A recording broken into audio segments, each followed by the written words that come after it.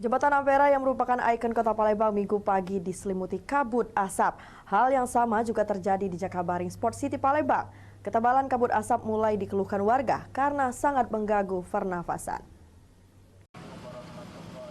Kota Palembang mulai diselimuti kabut asap akibat maraknya kebakaran hutan dan lahan.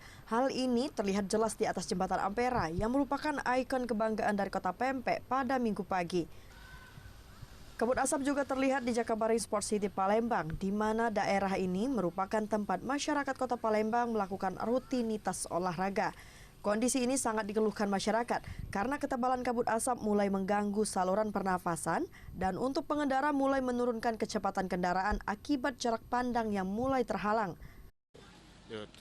Itu terganggu nian mas, aktivitas terganggu. Setiap minggu pagi ini kan biasanya udah katik kabut, ini ada kabut.